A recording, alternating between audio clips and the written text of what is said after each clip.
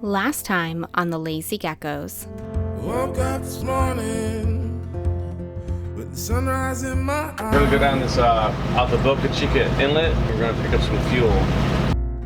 Just like a new day, a breath of fresh air in my eyes. Reese, who's the captain? Anna. Reese. You're the captain? No, you're the swap. No. Captain.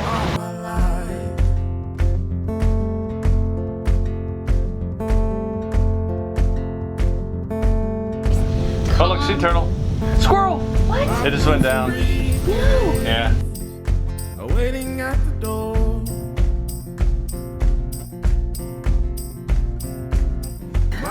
Just woke up. The first thing I do is search for dolphins every morning. It's time to go wake the husband up.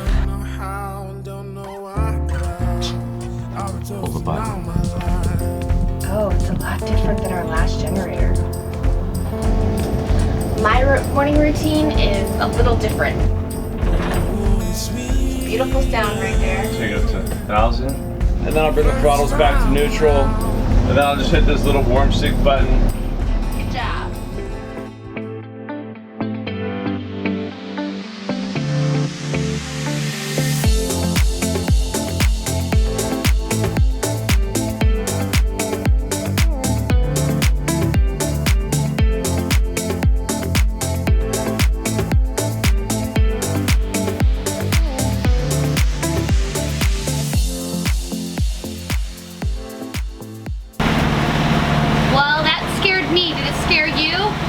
Ah man, that happens. Has that before? That has never happened to us. On the Lazy Gecko. I don't remember. I must have been hungover. Sometimes you wrap around things like that. You know, the anchor chain, you swing through the night. Something was under there, we snagged it. But it wasn't that bad. We just had to configure the boat around it a little bit. Otherwise, I would have, you know, if it was real bad, I would have just gotten out, gotten in the water and looked down there and see what's up and try to do what I could. What happens in the case that you can't get it undone? If it's like, if you have any, I mean, they just have like dive tanks, you go down and you get stuff, but anyway, if it was like mangled so bad you can never ever get it out, you can always just drop your anchor and head towards the dock, or you have a secondary anchor. Yeah. So you just unhook your anchor, man, and leave it. But that's the last resort, dude. We weren't even near that. So do you think the anchor was stuck or the anchor chain? No, I think the chain got wrapped around something. I do too. So last night we only swung out. We didn't swing like in a circle. So we swung out a couple times. So what I did was we were facing one way when we were pulling our anchor up. So I just used the engines and the thrusters to kind of bring us around it, you know? And then once we did it a couple times, and once we got a little bit further around it, we were able to get off it. So we used our bridle as well. yeah, well, you don't want to pull in, when it's doing something like that, you don't want to pull on the windlass, it'll break your windlass. So when it was getting tight and stuff, we went ahead and hooked the bridle up, and that way when we were doing all this like pulling on it around in circles and stuff, it was only on the bridle. And then eventually it just came right up. Yeah, that was crazy. It scared me. You don't need to be scared, we're not going to be stuck there forever. I know that, but I didn't want you to have to dive down. I didn't want to damn get in there either, it's dark water.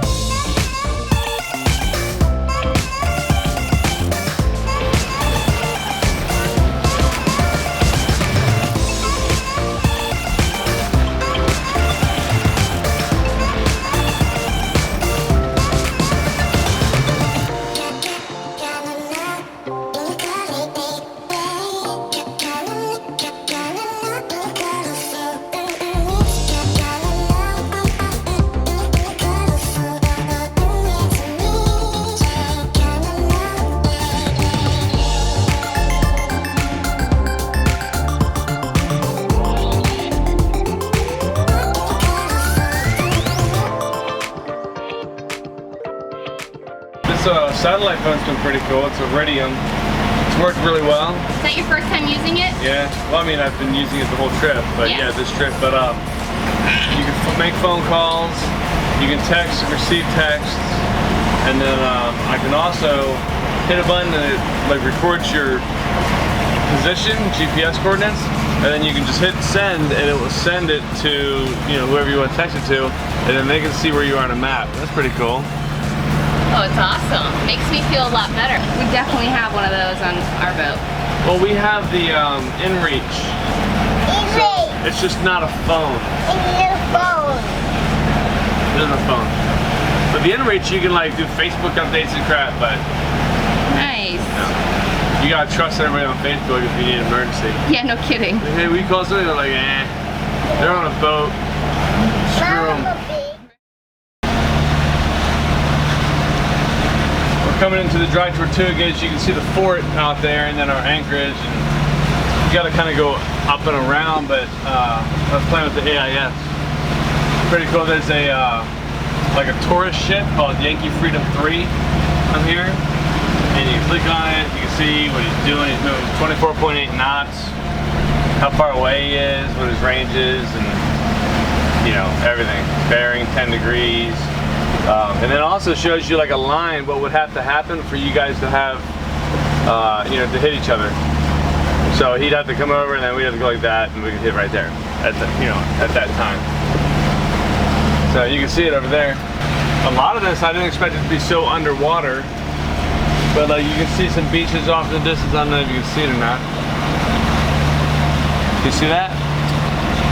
It's like a white sand beach, and then the fort's over there.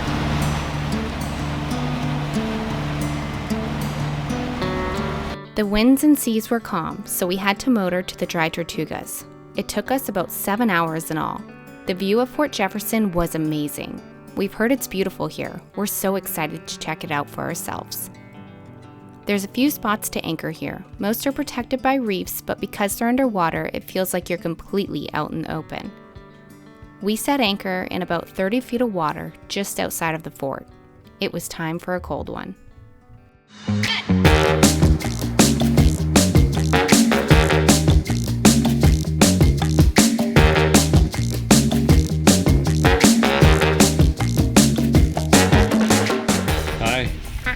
What are you doing? No. Are you hanging out? No. Are you helping me grill? No. You are, you're helping me grill. You're a good griller too. I've lost my beer. Oh, I found it. Yeah. Hello. You're just in time for the beautiful sunset. Oh, man. Right here at the Dry Tortugas. Yeah. Right? It was gorgeous when it was like peeking through. Oh man, it's gorgeous. It's been gorgeous. Look at this. Look at the clouds. Can you believe we're anchored outside of a fort? It's beautiful, right? The last time we saw a fort by boat, we took our dinghy up there and like almost got in trouble for beaching the dinghy. Ticket or something. Yeah, they're like, you're who they're looking for. I had like, Reese was like 7 months old and I was like running with Reese. I know.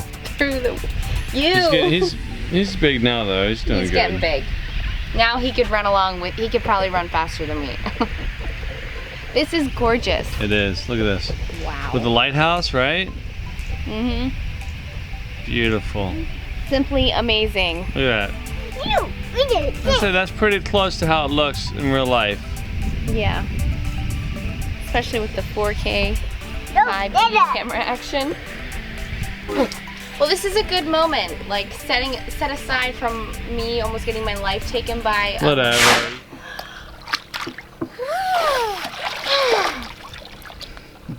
Well, that was impressive, honey. You were in there for like at least 1 second. I couldn't be more proud. I feel. Jeremiah, there's a huge shark. I'm just. Okay. Awesome. Let's look. Where? Oh, it is. No, it is. It's moving. Hey, get the GoPro quick. All right, guys. I don't see it. It's way over there. A Goliath grouper. All right, I'm pretty sure that's a Goliath grouper. Bye. Whatever. You were fine. Absolutely good moment. You know why? Because those are cooking. Oh yeah. How they Boom. looking? Good. I got one side going. I'm about to flip it. Here. How they cooking? Good looking?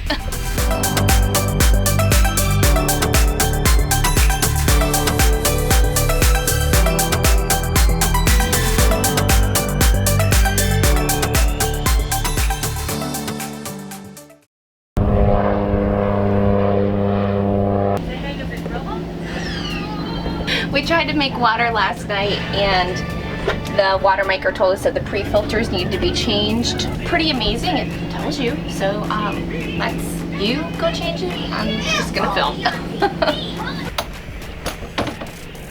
Climb into your hole. Going in, dude. It's pretty amazing that you can go in there. You could like live in there. I know. Here's the filters.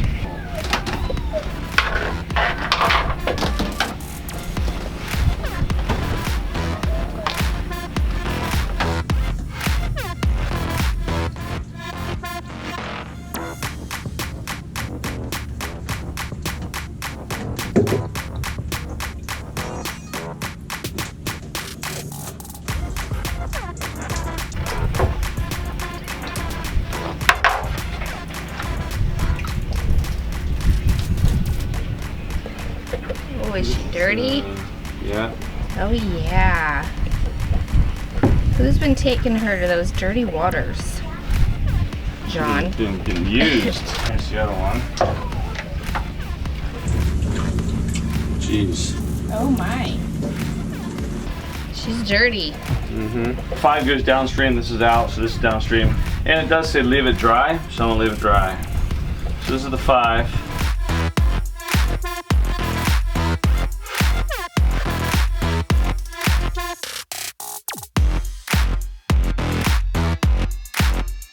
Do me a favor and just go down there. If there's anything going on, flashing or anything, hit stop. Okay. And then if it's good, if it's not, unless I normal, hit the top left button 1 time. Okay. So I'm going to hit the top left button 1 time. Run auto mode for 1 hour. Boom. Is it working? Yeah, it's filling up. So, see, it's automatically taking the air out of the system.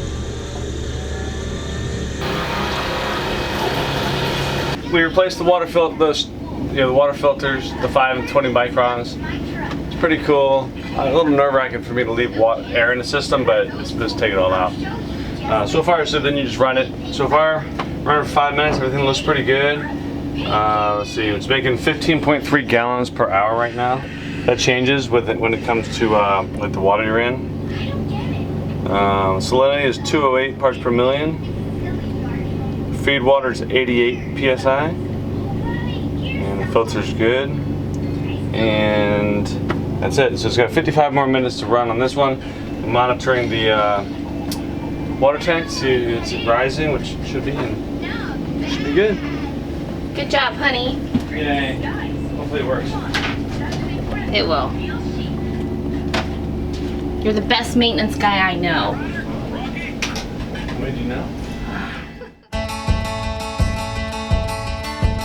Next time on the Lazy Geckos. They drop the anchor and then they're like,